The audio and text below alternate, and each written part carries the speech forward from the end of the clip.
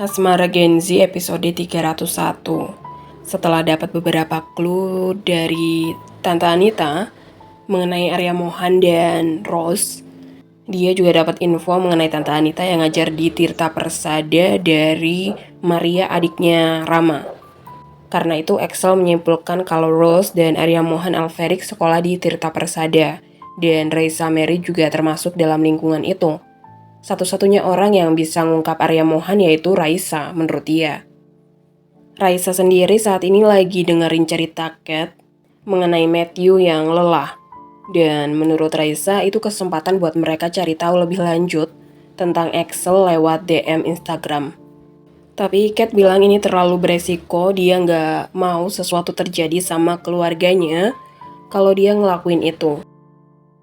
Sementara Excel minta asistennya buat cari tahu sosial media Raisa, biar dia bisa secepatnya dapat info tentang Rose dan Arya Mohan Alferik.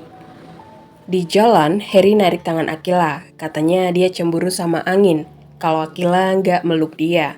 Akila dalam hati bilang, kena lagi gue, kemarin keyboard, sekarang Angin.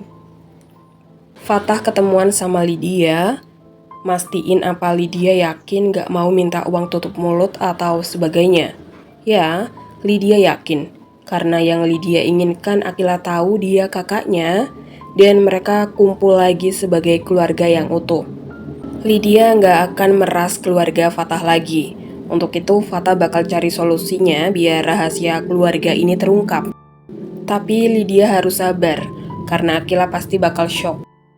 Jadi mereka harus nunggu kondisi Akila stabil saat semuanya kebuka. Fatah bakal diskusiin ini dulu sama Zara dan Harry. Setelah siap-siap, Akila gladi resik buat ngelabrak Cantika. Sakit hati bukan karena sabotasenya Chan, bukan karena tulisan BFF-nya, tapi gue udah sampai nyusruk ke hutan gara-gara lo. Kill, siapa suruh ke hutan? Mana yang nyari satu Indo lagi. Di sini bener-bener dia tuh lucu banget. Outfitnya juga gemes. Bener-bener menggambarkan little girl. Abis itu dia pamit ke Tante Rita dan nyamperin Vio sama Zara. Dimana dia bilang, cepet Jaya, gue udah siapin baju cadangan, rencana cadangan, dan mental 3 lapis. Setibanya di rumah Cantika, tanpa nunggu lama atau sabar, Akila langsung nanyain kebenaran sabotase BFF itu, tapi Cantika ngelak. Meskipun Vio udah bilang kalau dia udah nyocokin tulisan Cantika dan tulisan BFF itu, Cantika tetap nggak ngaku, malah dia bilang mungkin aja itu tulisan Harry yang pakai gaya tulisan lain. Hal itu ngebuat Jaya nyuruh Akila buat nanyain hal itu langsung ke Harry.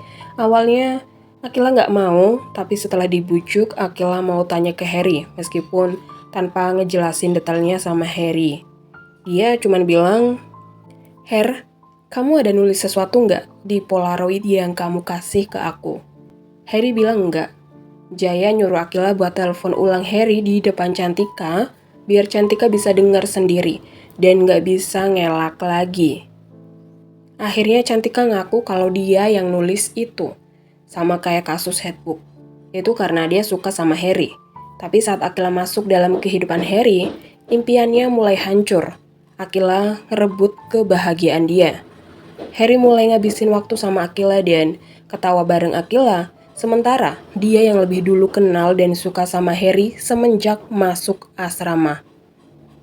Cantika juga belajar mati-matian biar dia bisa dapat nilai bagus saat lulus. Biar dia bisa confess ke Harry dan disetujuin pacaran sama nyokapnya. Tapi Akila ngancurin semuanya. Cantika juga tanya kenapa Akila mempermasalahkan Polaroid itu.